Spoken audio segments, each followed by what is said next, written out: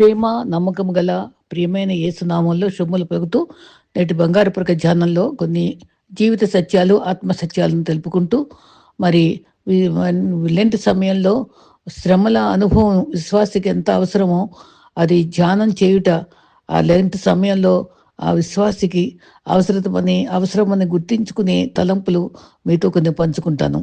అయితే దేవునితో నడవటం అంటే ఆయనకు నచ్చినట్లు నడవటం. ఆ దేవుని మాటకు లోబడేవాడు భక్తుడవుతాడు. లోబడిన వాడు భ్రష్టుడవుతాడు. అది గుర్తుపెట్టుకుందాం. అనుక్షణము ప్రేమించేదే దైవ ప్రేమ. అవసరం కోసం, అవకాశం కోసం ప్రేమించేది ఈ లోక ప్రేమ. పాపం చేసేవారు రహస్యంగా జీవిస్తూ దాక్కుంటారు, సిగ్గుపడతారు. కానీ పరిశుద్ధులు నిర్భయంగా జీవిస్తారు. మరి విడిచి విడిచిపెట్టే శరీర సుఖం కావాలి. కానీ మరి అప్పుడు ఇది శరీర సుఖాన్ని వదిలిపెట్టలేకపోతే నరక సుఖం తప్పదు. అందుకే ఆధ్యాత్మిక తలంపులతో నింపుకొని ఆధ్యాత్మికంగా ఎదిగి నిత్యత్వం కోసం తప్పుత్రయపడాలి. పాపం చేయటంలో ధైర్యం చూపడం కన్నా పరిశుద్ధ జీవించాలనేటువంటి కోరిక మిన్న. శ్రమలు మన జీవితంలో శ్రేష్టమైన వ్యక్తిగా మారుస్తాయి. దేవుడు నీ మాట వినేంత వరకు కాదు, మన మాటలు వినటం కాదు, దేవుని మాటలు వినేంత వరకు మనం ప్రార్థిస్తూ పట్టుదలగా ప్రార్థిస్తూ కదిపెట్టడం నేర్చుకోవడం విశ్వాసికి అవసరం. ఎన్నాళ్ళు బ్రతికి ఉన్నది కాదు, కానీ బ్రతికి ఉన్నప్పుడు మన చుట్టూ వారిని ఎంత ఆనందంగా మనం ప్రేమించాము, ఎంతగా ఉపయోగపడ్డాము, ఎంతగా ఆదరించాము, ఎంత విలువైన జ్ఞాపకాలు మిగిల్చామో అదే మనకు ముఖ్యం. ఆనందంగా, ఆహ్లాదంగా ప్రతిరోజు నేర్చుకుంటూ గడపాలి. మంచి మాట చాలా శక్తి గలది. అది ధైర్యం ఇస్తుంది. మాట కూడా నిలబెట్టుకోవాలి. దేవుడికి మన కష్టాలను ఇచ్చేది బాధ పెట్టడానికి కాదు. ఎంతమంది నీతో నిజాయితీగా ఉన్నారో తెలుసుకోవాలని, ఎంతమంది నటిస్తున్నారో గ్రహించాలని మనం గ్రహించుకోవాలి. మనం అంటే ఇష్టం ఉన్నవారు మన మాటలు వెనుక బాధతో గ్రహిస్తారు. ఇష్టం లేని వారు ప్రతి మాటలో తప్పులు వెతికి నొప్పించి బాధిస్తారు. శాంతికి మించిన సుఖం లేదు, అప్పుకు మించిన దుఃఖం లేదు, జ్ఞానానికి మించిన పవిత్రత లేదు, భగవంతుని మించినటువంటి ఇష్టత లేదు. భగవంతుని ఇష్టంగా ఆరాధించాలి. జీవితంలో వెలుగు వచ్చే ముందు చీకటి దాటుకుంటూనే పయనించాలి. కష్టం వెనుక ఫలితం ఉంటుంది. పుట్టుకతోనే జీవితం పూలవనం కాదు. ప్రతి మొక్క శ్రద్ధగా నాటాలి. దానికి అందమైన పూలవనంగా మార్చుకోవాలి. దాని సువాసనాన్ని క్రియలు వెదజల్లుతూ ఇతర ఆహ్లాదాన్ని అందించాలి. ఆ పేరుతో కూడిన దయగల మాటలు, ఊరటనిచ్చే మాటలు మనకు ఔషధంగా పనిచేస్తాయి. మనకి దేవుని కృపలో మనం ఎంతవరకు మరి నీతిగా జీవిస్తామన్నది మనం గమనించుకుంటూ ఉండాలి. ఈ దినాన్న మరి 2 దినాల్లో ఏ రకంగా మన ఆత్మీయ జీవితంలో శ్రమలను ఉపయోగించుకోవాలో, శ్రమలు ఎందుకో చాలా స్పష్టంగా లెంట్లో ధ్యానించడం చాలా అవసరం. లెంట్ సమయం అవసరమైన సమయం, మనం ప్రార్థన చేసే సమయం, పశ్చాత్తాపడి త్యాగం గురించి ఆలోచించే సమయం, సమాజాన్ని సంతోషపరిచే సమయం, శిలువ మరం అర్థం చేసుకునే సమయం. కీర్తనలు 130, రోమా 3:19, మరి లూకా 28లో మరి చక్కగా మరి ఈ పాపం యొక్క తీవ్రతను వివరంగా జ్ఞాపకం చేశారు. 53లో కూడా క్రీస్తు శ్రమలు వివరించారు. శిలువ ధ్యానంలో ఆ 53 కీర్తన, యెషయా 53 కీర్తన కాదు, యెషయా 53 శ్రమలు కళ్ళకట్టినట్టుగా భక్తుడు యెషయా వివరించాడు. పాప తీవ్రత గ్రహించినప్పుడే శిలువ శక్తిని గ్రహిస్తాం. పాప ముళ్ళు విరుచుటకే క్రీస్తు శిలువలో బలయ్యాడు. గెత్సెమనే తోటలో ఉండగా పేతురు ప్రధాన యాజకుడు చెవి తెగదరికాడు. అది వారించి బాగు చేశాడు. క్రీస్తు మరి ఆవేశపడే జీవితాలు మనకు ఉండకూడదు. మరి నిబ్బరంగా మరి క్రీస్తుని అనుసరించి సాత్వికంతో గడపడం నేర్చుకోవాలి. 131:2లో పశ్చాత్తాప వివరణ ఉంది. దేవా, అగాధ స్థలం నుండి ఆశతో మరి రక్షించాలి అని అడిగాడు. 3-4 వచనాల్లో పాపాలు లక్ష్య పెడితే మేము నిలవలేము కదా అన్నాడు. ఆయన కృప దొరుకుతుంది, క్షమాపణ, విమోచన దొరుకుతుంది అని కూడా మనం నిరీక్షించగలం. రోమపత్రికలో పాప పశ్చాత్తాపం పొందుట చేశాడు. తర్వాత మరి శిలువలో సాధించిన విజయాలు మనం గమనిస్తే 3 అనుభవాలు మనకి శిలువలో కనిపిస్తాయి. పాపని రక్షించుట, దేవుని ప్రత్యక్షపరచుట, తండ్రిని ప్రత్యక్షపరిచాడు క్రీస్తు. అదే రకంగా మరణంపై విజయం సాధించాడు. ఈ 3 ముఖ్యమని. పాపని రక్షించుట, తండ్రిని ప్రత్యక్షపరచుట, తర్వాత మరణంపై విజయం పొందుట. అది మనం ముఖ్యంగా గ్రహించవలసింది. శ్రమ వస్తే శ్రమ ఏమన్నా వస్తుందంటే ఎదిరించే శక్తి దేవుడే మనకి ఇవ్వాలి. అది ఆ శక్తి మనం అడగాలి. సమస్య కృంగిపోకూడదు. నీ భక్తి నీకు ధైర్యం పుట్టించదా అని అన్నందుకు మనం ధైర్యంగా మరి శ్రమలు ఎదుర్కోవాలి. లోకంలో ఉన్నవారి కంటే మనలో ఉన్నవాడు దేవుడు గొప్పవాడు కదా! అన్ని రోజులు మంచివే అనుకోవాలి. క్రీస్తు శ్రమలను, ప్రేమను ధ్యానించడం మరి లెంట్‌లో ముఖ్యమే కదా! ఆయన సంకల్పం నెరవేర్చేటట్టుగా మరి మన లెంట్‌ని ప్రతి క్షణం ఉపయోగించుకోవడం మనకు అవసరం. దేవుని జ్ఞానాన్ని గ్రహించాలి. మరి మత్తయి 22లో లేఖనములో దాని శక్తిని ఎరగక పొరపడుచున్నామేమో ఆలోచించుకుందాం. లోక మర్యాదలు అనుసరించకూడదు. దేవుని హృదయాన్ని సంతోషపెట్టుకోవాలి. జ్ఞానంతో సంఘాన్ని నడిపే ప్రయత్నం చేయాలి. ఏం చేసినా విశ్వాసములకు ఆటంకం కలిగించే అనుభవాలు మాత్రం మనకు ఉండకూడదు. అయితే విశ్వాసముతో లేఖనాలను దాని శక్తిని ఎరిగి ఉద్దేశాలను, అభిప్రాయాలను మనం ధ్యానించుకోవడం చాలా అవసరం. మరి క్రీస్తుని వెంబడిస్తున్నా అనే పేరుకే గాని పాపను విడిచిపెట్టి ఆచార సంప్రదాయాలు వదులుకొని నిత్యత్వం కొరకు మనం నమ్మకంగా పవిత్రతతో జీవించడం మనకు అవసరం. ప్రతి దినము జీవితంలో కన్నీటి ప్రార్థన ఉండాలి. లెంట్ కాలంలో మాత్రమే కాదు, లెంట్ ఆచరించడం కాదు, మన జీవితాంతము మనం లెంట్ భావంతోటే సిలువనెత్తుకుని వెంబడించటం మనకు చాలా ప్రాముఖ్యం. మీరు అందుకని చెప్పాడు మత్తయి 15 వారాలు పారంపరాచార నిర్వహింపక లోక నుంచి లేఖనాలు చెప్తుంది ఏదో గ్రహించేవారిగా ఉంటూ మరి మీకు 6:8 ఉత్తమమైనది ఏమిటో మీకే యథార్థమైనది ఏంటో మీరే గ్రహించుకోగలరు కదా అని మీకు చక్కగా చెప్పాడు. లెంట్ క్రైస్తవులు మండే క్రైస్తవులుగా మారాలి. ఉద్యోగంగా క్రైస్తవులుగా మారాలి. అన్యులు రక్షించబడాలని నామకార్థ క్రైస్తవులు కూడా ఈ ఈ సత్యంలోనికి ఈ విశ్వాస అనుభవంలోకి రావాలని మనం కన్నీటితో విజ్ఞాపనకర్తలుగా ఈ లెంట్ సమయంలో మారాలి. మనల్ని వారు కూడా మనతో పాటు ఏకీవించి ఆత్మతో ప్రార్థించే సమయం మరి కలిగించుకొని కలిసి ప్రార్థించడం కూడా అది చాలా అత్యవసరమైన అనుభవంగా గ్రహించాలి. మరి ఆత్మీయతకు మించి మరి జీవనకు మించి మరి దేవుడు కోరుకునేది ఏమీ లేదు. ఇలాంటి కాలంలో ఉపవాసం చేస్తున్నాం కానీ మోషే ఉపవాసము, క్రీస్తు ఉపవాసము అనుకరిస్తున్నామా? వాళ్ళ ఏ ఉద్దేశంతో చేశారు? ఒంటరితనంలో ఏం సాధించారు? అది మనం చేయగలుగుతున్నామా? అది కాదు. మన ఉపవాసం ఏ విధంగా ఉండాలో చాలాసార్లు మనం జ్ఞాపకం చేసుకున్నాం. పేదవారిని ప్రేమించాలి, విధవరాలను దీవించాలి. మరి ఏకాగ్రతతో మన ఉద్యమం కోసం వ్యక్తిగతంగా ప్రభువుకి సన్నిహితులు అవ్వడానికి మనం ఉపవాసం ఉంచాలి. అది గుర్తుపెట్టుకుని సరైన ఉపవాసం చేయడానికి ఇష్టపడాలి. మరి 40 రోజులే కాదు, ప్రతి దినము సిలువ మోసుకున్న వాళ్ళం మనం పదే పదే చెప్పుకుంటున్నాం. మరి శ్రమలు ఒక సీజన్‌కి పరిమితమా? అలా ఉంటాయా? అటువంటి కాదు. సీజన్ కాదది. లెంట్‌లో లెంట్ ఇది not only meant for meditation, ధ్యానంకే కాదు, మరి శ్రమల్లో సహజీవనం చేయాలి. ఏనాటి కీడు అనేది చాలును. అందుకనే ఏటిల్లో కూడా నాకు సంతోషం లేదని మరి సొలొమోను ప్రసంగిలో 12లో చెప్పాడు. లెంటి కాలము, చిగురించే కాలము, వర్ధిల్లే కాలము, మా యెహోవా దొరుకు కాలము, సమీపంగా ఉండే కాలము. తర్వాత 55:6 గమనిస్తే మనకు ప్రశాంతత, స్పష్టత, నెమ్మది కావాలి. మరి బాబిలోను చెరలో ఉన్నప్పుడు వారి తలంపులన్నీ మార్చివేసింది. శ్రమ వాళ్ళని మరి దీనులు చేసింది. వారి యొక్క శక్తిని గ్రహించి దేవుని యొక్క సన్నిధి, ఆయన యొక్క దేవాలయం యొక్క ఉనికిని వాళ్ళు తప్పించి మేము అక్కడ ఉన్నప్పుడు ఎలా సితారాలతో వాయించామో అని జ్ఞాపకం చేసుకుంటూ ఏడ్చారు. ఆ రకంగా మన జీవితాల్లో కూడా ఇలాంటి సమయంలో మరి క్రీస్తు యొక్క ఔన్నత్యాన్ని గుర్తుంచుకుని సరైన పశ్చాత్తాపంతో ప్రభు దగ్గర రావాలి. తల్లిదండ్రులు అయితే ఊహకు మించి బిడ్డలు ఉన్నతమైన స్థితిలో రావాలని ప్రార్థిస్తూనే ఉంటారు. గెలుపునే పూజిస్తూ ఉంటారు. మరి సమీపంగా ఉన్నప్పుడే ఆయన రమ్మని పిలిచినప్పుడే ఆయన సమీపంగా రావాలి. రూకలు లేకనే మీరు స్వీకరించండి అని ఎంతగా చక్కగా ఆహ్వానిస్తున్న దేవుని యొక్క పిలుపును మనం అందుకోవాలి. ఆయన వెతికే అనుభవంలో మనం ఉండాలి. మరి మొదట ఆయన రాజ్యాన్ని వెతకాలి. సమీపంగా ఉండే దేవుని వెతకాలి.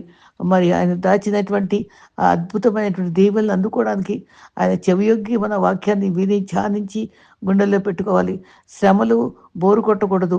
మరి మరి అటువంటి అనుభవాలు కావాలని కోరుకోవాలి. మరి శ్రమ పలకరిస్తుందట విశ్వాసిని. మానవాళి పాపానికి ప్రాయశ్చిత్తము చేయగలిగేది క్రీస్తు మాత్రమే. ఆయన సిలువను ఎవరూ మోయలేరు. ఎవరైనా క్రైస్తవుడిగా ఉండగలిగితే తన సిలువను ఎత్తుకొని వెంబడించాలి. మనకివ్వబడిన భారాలు మన సిలువ, దాన్ని భరించాలి. మన బాధలు మన సిలువ, దాన్ని భరించుతూ మోస్తూ నిత్యము ఆయన వైపు చూస్తూ సాగిపోవాలి. నిత్య కృత్యాల్లో సిలువను మరి శ్రమగా అనుకోకుండా అది ఆహ్లాదకరంగా తీసుకుని సాగిపోవాలి. అందుకనే యాకోబు 1:2 ఏమన్నాడు? నా సహోదరులారా, మీ విశ్వాసంలో కలుగు పరీక్ష ఓర్పును పుట్టించుదని ఎరిగి మీరు నానావిధ శోధనలో, శోధ అంటే మరి గ్రీకు మూల పదంలోనంట శ్రమ అంట, శోధన అంటే పడినప్పుడు అది మహా ఆనందంగా, అంటే శ్రమ పడుతుందంట, అది ఆనందంగా ఎంచుకోవాలట. అప్పుడు శ్రమ ఎదుర్కొంటే సమాజంలో బాధగా ఉండొచ్చు, శారీరకమైన బాధ ఉండొచ్చు, మానసికంగా ఉండొచ్చు, ఒత్తిడి ఉండొచ్చు, అప్పునింద అవ్వచ్చు, అవమానం ఉండొచ్చు, ఇవన్నీ శ్రమలే. అప్పుడు ఎలా ఎంచుకోవాలట? ఆనందంగా ఎంచుకోవాలట. అది ఒక మరి క్రమంలో ఉండే, నిత్యత్వంలో ఉండే ఒక అనుభవంగా చూసుకోవాలట. నిత్యకృత్యంగా చూసుకోవాలట. అది మన యాటిట్యూడ్, బాడీ లాంగ్వేజ్, మాట, కంటి చూపు అట్లలో కూడా విసుగుదల కనపడకుండా ఓర్పుతో ఉంటే ప్రభు మనకు ఎంతో విలువైన బహుమానం దాస్తాడట, రివార్డ్ దాస్తాడట. అది ఎంత శ్రమ పడతామో అంత రివార్డ్ పొందుకుంటాం. రెట్టింపు రివార్డ్ పొంది మనం సంతోషపడతాము. మరి బూడిదకు ప్రతిగా పూదండను, తండ్రి కన్నీటికి ప్రతిగా మరి ఆనంద బాష్పాలు మనకి ఇస్తాడు, ఆనంద తైలం ఇస్తాడు. మరి ఈ రకంగా మరి కన్నీటితో విత్తువారు సంతోషంతో పంటకొస్తారు. ఈ కన్నీరు, ఈ శ్రమ మనం సంతోషకరమైన పంట కోయడానికే దేవుడు దాచిన మేలని క్రైస్తవుడు ఎప్పుడు గుర్తుంచుకోవాలి. పాజిటివ్ యాటిట్యూడ్తో శ్రమను ఆహ్వానించే వైఖరి మనలో ఉండాలి. ఈ మాట గుర్తుపెట్టుకోవాలి. శ్రమను ఆహ్వానించే వైఖరి మనలో ఉండి మరి నిత్యత్వంలో విలువైన అనుభవాలు దాచుకునే మరి ప్రభు మనకి ఇస్తాడనే నిరీక్షణతో బతకాలి. సామాన్య విశ్వాసాలకు సాధ్యం కాగలదా? విడ్డూరంగా కనిపించవచ్చు, కానీ క్రైస్తవునికి ఆనందంగా లోపల నుండి ఆనందమట. క్రైస్తవునికి లోపల నుండి బయటకు వస్తుందట.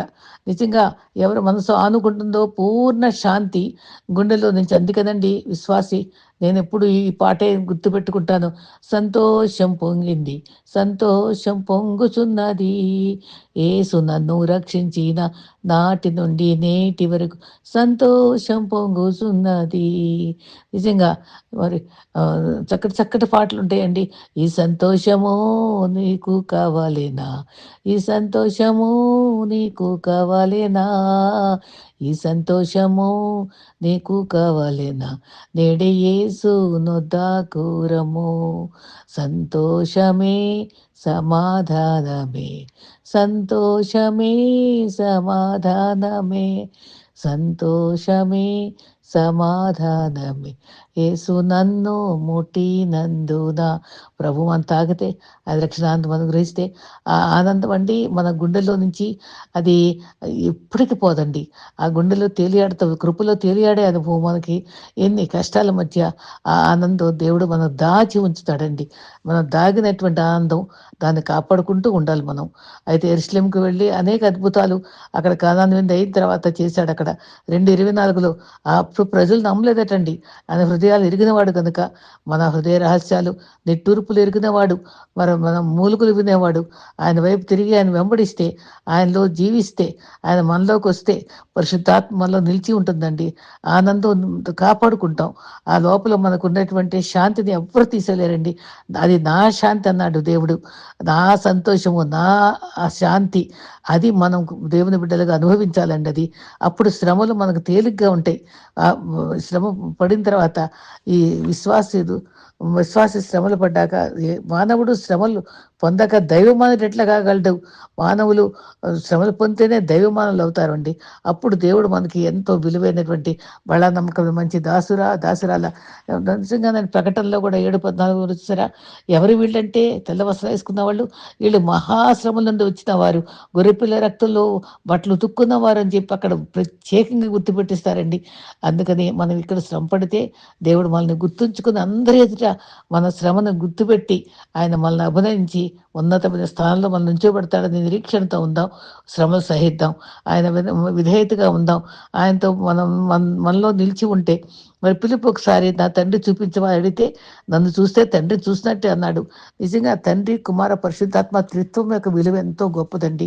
దాని మూడింటిని కూడా మనం దాన్ని గ్రహించుకొని హత్తుకొని జీవించడం మనకు చాలా అవసరం. మరి 14లో లోకంలో భిన్నంగా ఆయన శాంతి ఇస్తాడు. శ్రమలు ఎదుర్కోగలిగితే శ్రమల మధ్య శాంతి ఉంటుంది. మరి చక్కటి పాటలు, హే ప్రభు యేసు, హే ప్రభు యేసు, ఆ పాటలో పాపహరా శాంతికరా అని నా మాటలో ఎంత చక్కటి అర్థం ఉందండి. పాపాలను హరించేవాడు, శాంతికరుడు, శాంతి అందించేవాడు. మరి నిజంగా మరి 2 మాటలు చాలండి మనకి. హే ప్రభు యేసు నిజంగా ఎంతగా మనం స్తుతించుకుంటున్నాం. అసలు పాటల్లో ఎంత గొప్ప అర్థం ఉందండి. మనం పాటలు పాడుకొని ఎంతో ఆరాధించగలం ప్రభుని. మనం మైమమరిచిపోగలం. మరి క్రైస్తవుడని పేరు పెట్టుకున్నవాడు క్రీస్తుని స్వీకరించిన అనుభవంలో మరి లేకపోతే అన్యునితో సమానమే మనం. క్రీస్తు పేరు పెట్టుకొని క్రీస్తులో లోతైన అనుభవంలో జీవించలేకపోతే అన్యుల కింద లెక్కే మనం. అది గుర్తుపెట్టుకుందాం. మరి సీరియల్‌గా కష్టాలొస్తా ఉంటాయి. సీరియల్‌గా ఆనందం కూడా అనుభవించేవారుగా ఉండాం.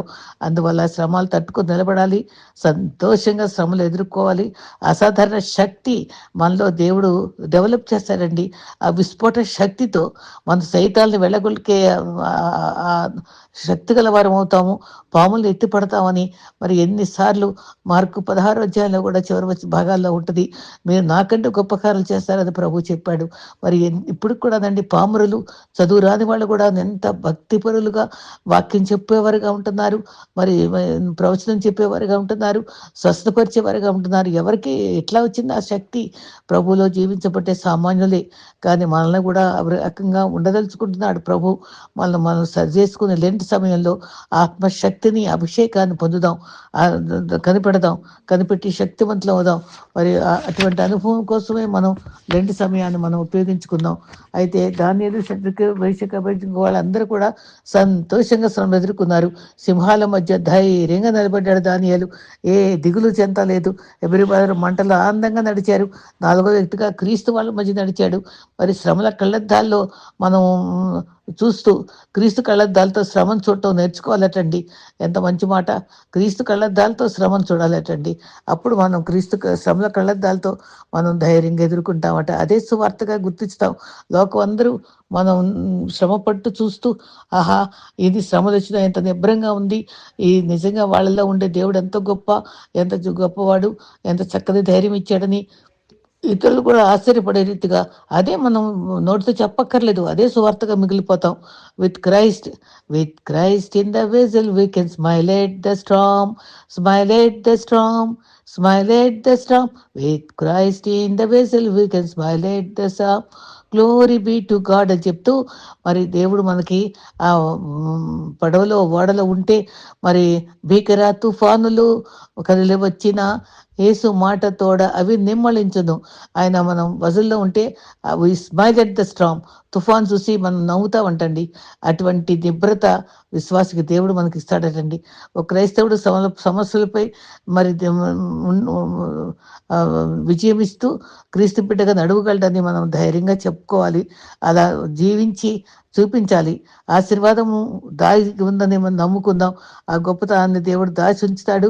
క్రీస్తుని వెంబడించే క్రైస్తవులుగా మనం ఉందాం. క్రీస్తు ఆజ్ఞలు పాటించే క్రైస్తవులుగా ఉందాం. శ్రమ, హింస, కన్నీరు, బాధలు అన్ని నిత్య కృత్యాలండి. క్రీస్తు సాధారణ శక్తి. అక్కడ మనకు అసాధారణ శక్తి మనం చూపించి మరి అంత లోకానికి భిన్నంగా మనం ధైర్యంగా నిలబడటం, సన్నులు చూసే రీతిగా మనం నిలబెట్టుకుని మనల్ని ఘనపరుస్తాడండి. అదే మనలో ఉండే శక్తి సాధారణమైనది కాదని వాళ్ళు గ్రహిస్తారు. సాధారణమైన శక్తి కాదది. అసాధారణ శక్తి మనలో ఉందని, అది దేవుడు మనకి ఇస్తున్నాడని అది గ్రహిస్తారు. ఈ రకంగా మరి 120వ కీర్తన 1లో నా శ్రమలో నేను యెహోవాకు మొరపెట్టుతిని, ఆయన నాకు ఉత్తరం ఇచ్చింది. ఎంత మంచి మాట అండి. మరి నిజంగానే దానియేలు సింహంలో యూదా గోత్రపు సింహమైన క్రీస్తుని చూడగలిగాడేమో. జీవిత కష్టాలు ఎదుర్కొంటమే సువార్త. శ్రమలో ఆనందంగా సాగుటే సువార్త బోధించుట. శ్రమపైన సమస్యలపై మరి జయం పొందటమే క్రైస్తవుడు శ్రమల పైన నడవగలటండి. మరి శ్రమ, హింస, కడగండ్లు, బాధలు క్రైస్తవునికి ఆశీర్వాదాలుగా ఉంటాయని మనం నమ్ముకోవాలి. 121లో నా శ్రమలో నేను యెహోవాకు మొరపెట్టితిని, అప్పుడు ఏమైంది? యెహోవా నాకు ఉత్తరం ఇచ్చెను. వేదనలో, కష్టాల్లో, కంగారులో మనం కలవరపడతాం కదండి. ఆ సమస్య తీరాక ఆందోళన పడతాం. కానీ ఎవరితో చెప్పుకోలేని బాధలు పడినప్పుడు దేవుడు మనకి కీర్తనకారుడు చెప్పినట్టుగా అమూల్యమైన సలహా ఇచ్చాడు. మొరపెట్టమంటున్నాడు. అప్పుడు కష్టాల్లో, వేదనలో మొరపెడితే ఆలకిస్తాడు. ఆయన మార్గం చూపిస్తాడు. మనల్ని విజయోత్సాహంతో నింపుతాడు. శ్రమలు నాకైనా ఈ శ్రమలు నేను ఎన్నోసార్లు ఆలోచిస్తాం.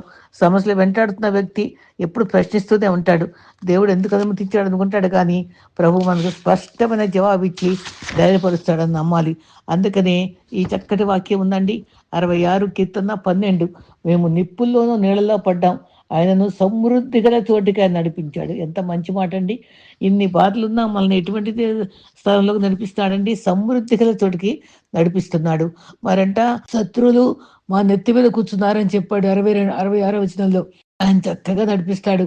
సమృద్ధిగా ప్రాంతంగా నడిపిస్తాడు. గొర్రెలకు జీవం ఇవ్వటానికి మరి మంచి కాపరిగా ఉన్న క్రీస్తు దగ్గర సమృద్ధి జీవం ఇష్టమే కాకుండా ఆయన ఏం చేస్తారంటే మరి మనల్ని ఆ బాధపడే వాళ్ళ మధ్య ధైర్యంగా ఉండేటట్టుగా గిన్నె నిండి పొర్లే అనుభవంలో సమృద్ధితో నింపి ఆశ్చర్యపరుస్తాడు. నరులు మా నెత్తి మీదకి ఎక్కినట్లు అని చెప్పాడు అక్కడ. మేము ఎవరిని బాధించకపోయినా వాళ్ళు నిర్హేతుకంగా బాధించారనుకోండి, మరింత దీవెన మనకిస్తాడటండి. అది ఇంకా సాత్వికంగా ఉండి నేర్చుకోమని, ఒక చెంప కొడితే ఒక చెంప తిప్పమని కూడా చెప్పాడు ఆయన. శ్రమలు అధికమై బాధించినప్పుడు దేవుడు అధిక ఆశీర్వాదాలు దాస్తాడటండి. అటువంటి నిరీక్షణతో మనం ఉందాం. బాధించిన వారు అధికమైనప్పుడు దేవుడు సమృద్ధులు నడిపిస్తాడట. భక్తిహీనులుగా కాక, అది బౌద్ధికులు అటండి మబ్బులు ఆవరిస్తారు, కానీ మబ్బు దాటాక ఆ మబ్బులో నుండే ఆశీర్వాద వర్షాన్ని కుమ్మరిస్తాడటండి మనకి విశ్వాసులకు. కీర్తనల 3:1 నా మీదకి విస్తరించే వారు అనేకులు. దావీదు సొంత కుమారులే అబ్షాలోమే ఎంతో శత్రువుగా మారిపోయాడు. ఆయన ఎంతో దుఃఖంగా దేవుని మీద ఆశ్రయించాడు. 38 కీర్తన 20లో మేలుకు ప్రతిగా వారు కీడు చేస్తున్నారు. నేను ఉత్తమమైన దాని ఎందుకు ఎందుకు కీడు చేస్తున్నారటండి? దేవుడు మనకి ఎందుకు శ్రమలను తీస్తాడంటే, మనం ఉత్తమమైన దాన్ని అనుసరిస్తున్నామని, మంచిగా బతుకుతున్నామని, దేవుని వైపు చూస్తున్నామని, ఆస్వాదించబడుతున్నామని అసూయతో మనల్ని బాధిస్తారటండి. అయినా దేవుడు మన పక్షంగా ఉంటాడు. విరోధి ఎవరు? ఆయన మన ఆశీర్వాదకరమైన స్థలంలోకి, సమృద్ధిలోకి నడిపిస్తాడని నమ్ముకుందాం.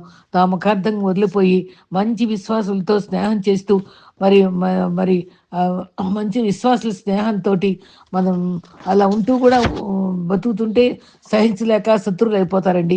విరోధులు అయినప్పుడు మన మౌనమే మనకు ఆయుధం. నీతిగల న్యాయాధిపతి దగ్గర మన భారాలు అప్పగించి మన నోరెత్తకుండా మౌనంగా ఉండాలి. అందుకనే గొర్రె వలె క్రీస్తు మౌనంగా ఉన్నాడు కదండి పిలాతు దగ్గర. నిప్పులు శ్రమకు గుర్తు, నీరు నిందలకు గుర్తు. చాలాసార్లు శ్రమలను నిప్పులు గుండా పోనిస్తాడు, మరి నీళ్ళ గుండా పోనిస్తాడు. ఎందుకంటే మనల్ని దీనులుగా చేస్తాడు. మన శ్రమలు ఆశీర్వాదానికే అనుమతిస్తాడు. మనలో భక్తి దీనత్వం నేర్పిస్తాడు. లోపడే జీవితం శ్రమల పాఠాల్లో నేర్పిస్తాడు. శ్రమల పాఠశాలలో మనకు వినయం నేర్పిస్తాడు, దీనత్వం నేర్పిస్తాడు, తగ్గింపు నేర్పిస్తాడు. ఇనుము కాలిన తర్వాతే ఎక్కడ వంచితే అటు వంగిపోద్దండి. అలాగే మనం శ్రమలో కాళ్ళు కొద్దీ ప్రభులోకి వంగిపోయి తగ్గించుకొని మంచి విలువైన పాత్రగా చేయబడతాం. మనలో అణుకువ దీనత నేర్పిస్తాడు, సమృద్ధిలోకి నడిపిస్తాడు. ప్రతి శ్రమ సమృద్ధిలోకి నడిపిస్తాడని గుర్తుంచుకుందాం. అలాగా బైబిల్లో మరి ఎంతోమంది భక్తులు ఎన్నో శ్రమలు పడిన తర్వాతే మరి ఎంతో గొప్ప స్థితికి వచ్చిన చరిత్ర చూస్తున్నాం. మరి నీరు నిందలు పాలు చేసినట్టుగా ఆయన ఆదరిస్తాడు. మరంట ఎద్దు పుండు అంట, కాకికి ముద్దంట. ఎద్దు పుండు బాధపడతా ఉంటే కాకికేమో దాని పుండు మీదే అది కెలుగుతూ ఉండి బాధిస్తుందట. అలాగే శత్రువులు మనల్ని బాధించినప్పటికీ ప్రభు మనల్ని ఆదరిస్తాడు, మన గాయాలు బాగు చేస్తాడు. తర్వాత 42 కీర్తన 10లో నీ దేవుడు ఏమాయనో అని శత్రువులు దినమల్లా అడుగుతున్నారు.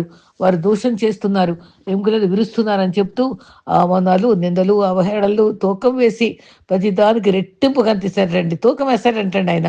మనం ఎంత అవమానం పడ్డాము, ఎంత దుఃఖపడ్డామో, ఎన్ని శ్రమలు పడ్డామో అన్నిటికీ తూకం వేసి దానికి రెట్టింపు దీవెనలు దాస్తాడని నమ్ముదాం. ఏషియాలో అందుకని చక్కటి వాగ్దానం అండి. మీరు అగ్నిలో నడిచినా సరే మరి జ్వాలలు ఏమి కాలం నీకు, నీళ్ళలో పడితే అవి మునిగిపోరు. భరించే శక్తి ప్రభు ఇస్తాడు. ఆయన మీకు తోడుగా ఉంటాడు. ఎప్పుడు ఆయన తోడుగా నువ్వు నడిపిస్తాడు.